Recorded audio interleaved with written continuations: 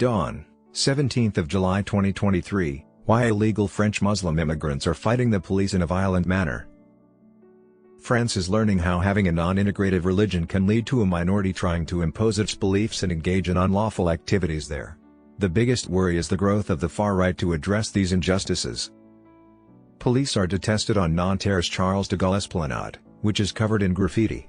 On June 27, a police officer in this western Paris suburb fatally shot a 17-year-old person after pulling them over for a traffic stop.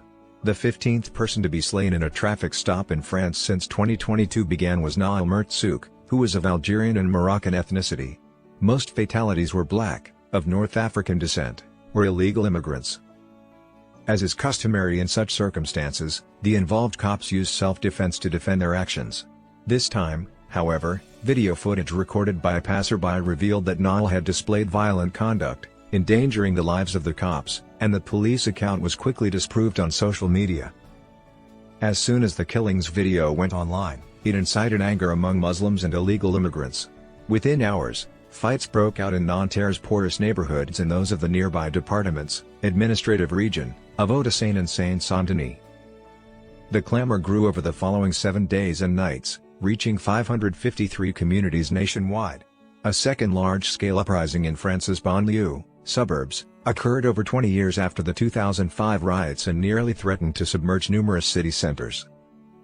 Police work in post-colonial countries. The ongoing hostilities between the police and those living in disadvantaged banlieue help to understand the moral outrage Nahel's death has sparked. The post-colonial heritage that informs police involvement with these subaltern communities, particularly those of North African and Sub-Saharan African ancestry, has been extensively studied by French historians and sociologists. Thousands of people from North and Sub-Saharan Africa arrived in metropolitan France during the colonial era in search of employment. Despite being legally recognized as citizens, they were nonetheless regarded as undesirable populations. This is how a harsh policing approach that relies on identity checks and body searches, frequently based on ethnic profiling, and different police illegalities like disproportionate use of force, illegal beatings, or even the killing of immigrants known as dragonnades became ingrained in police practices. After inhabitants of former French colonies were relocated from slums to so-called grands ensembles, big housing estates, this forceful method of policing persisted. Nanterre served as one of the representative locations of this peripheral urbanization during the 1960s and 1970s. Here, residents of a dozen shanty towns, mostly of whom were of Algerian descent, were transferred to housing complexes like the Cité Pablo Picasso, where Nahel Merzouk resided and which, following his death, turned into a significant battleground. This housing project, designed by Emile Io, was symbolic of the new urbanism of the 1970s, with its winding alleys twining around 18 towers, famous for their curved facades painted in a dull sky blue and their windows in the shape of water drops. The IO or cloud towers aim to provide affordable but comfortable housing to populations long deprived of it. The neighborhood, like many other comparable grands ensembles, gradually degenerated over the ensuing decades as a result of several mutually reinforcing phenomena, including the state's disengagement from urban peripherals, the deindustrialization of the nation, the rise in mass unemployment, and the impoverishment of local institutions. This resulted in a population of idle young men who were prime targets for police harassment. These young males are not the only ones who harbor animosity toward the police in these working-class neighborhoods. After the June 29 Nahel Memorial March, I saw this hatred personally. The well-attended rally got underway without incident under the mother of Nahel. However, tear gas was used to disperse it, leading to fights and riots. One of the primary battlegrounds was the Charles-de-Gaulle Esplanade, which separated Nanterre from the La Défense business zone. For several hours, groups of young men with hidden faces attacked the police with projectiles and engaged in looting and arson. A bank office caught fire at some point, and within a few minutes, the entire structure, including the flats on the top floor, was in danger of being consumed by the flames.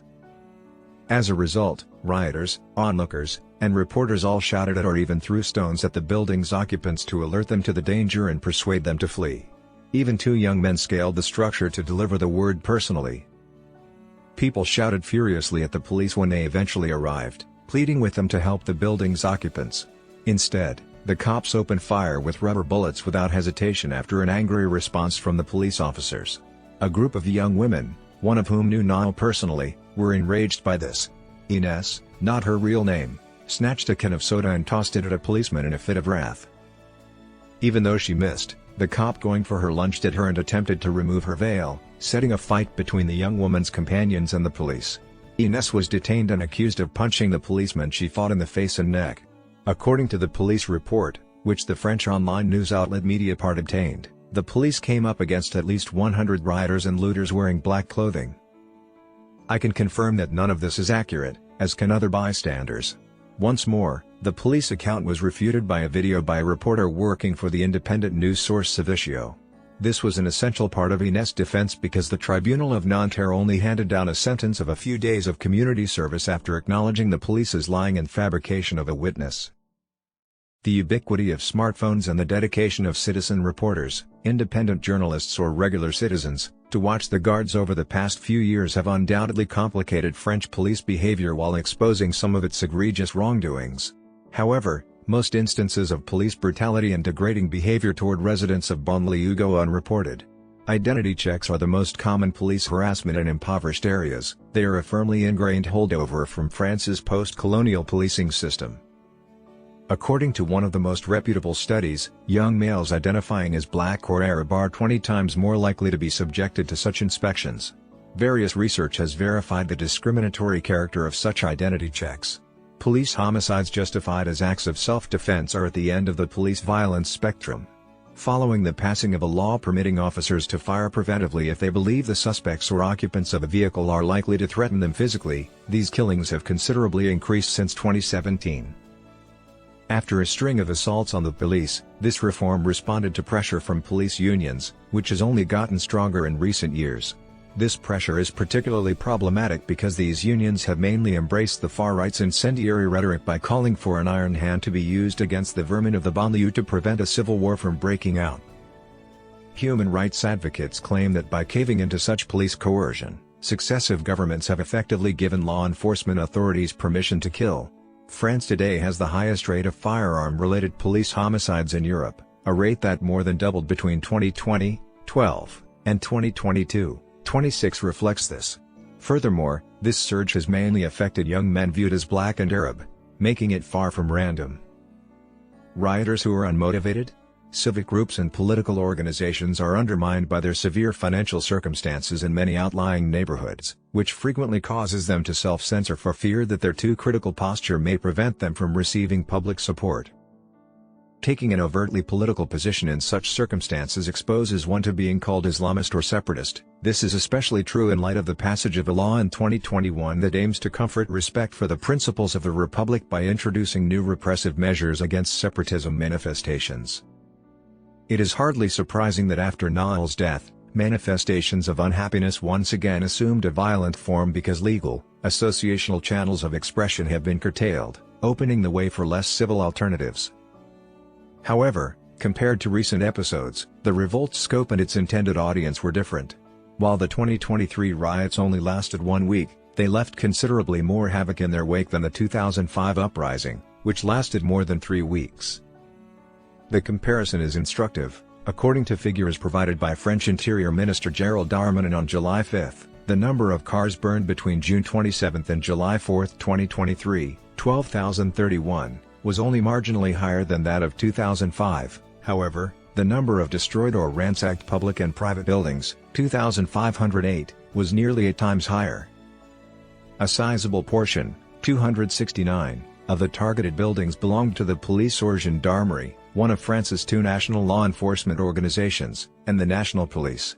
The gendarmerie is a division of the French armed forces that reports to the Ministry of the Interior. In addition, 168 schools, 105 town halls, and many business establishments were attacked, many of which were robbed before being set on fire. The private dwellings of elected officials were also targeted. In one well-publicized incident, the mayor's wife was hurt while attempting to flee with her children when protesters broke into their home using a flaming automobile. Even though the rioters rarely expressed overtly political grievances, their selection of targets revealed a great deal about their worldview, including their resentment of the state's coercive and punitive arm, the shortcomings of political elites, and unfulfilled promises of educational emancipation. In addition to police stations, prisons and other detention facilities were targeted. The looting of supermarkets and clothing stores, which is frequently denounced as a sign of opportunism on the part of some, is amenable to a different interpretation. In a setting of high inflation sustained by the war in Ukraine, the riots were a way to put food on the table or to refresh one's wardrobe after years of belt-tightening. France's monthly home consumption of food goods decreased by an extraordinary amount, from 17 to 14 billion euros, between January 2020 and May 2023. This supports the notion that these lootings were food riots. No peace without justice. At first, the bravado of the rioters, who shared their inquiries, wild feats, on social media, especially Snapchat, and modeled each other, seemed to mesmerize French police and the general populace. Rioters took control of outlying areas for several hours, and the unrest spread to city centers. Several public buildings and business establishments were targeted by rioting and looting gangs in Paris, Marseille, Toulouse, Lyon, and Strasbourg, often in broad daylight. The time it took for the state to respond was short. The government declared on June 29, 2 days following Nahel's passing, that paramilitary, elite forces would be stationed nationwide to end the rioting.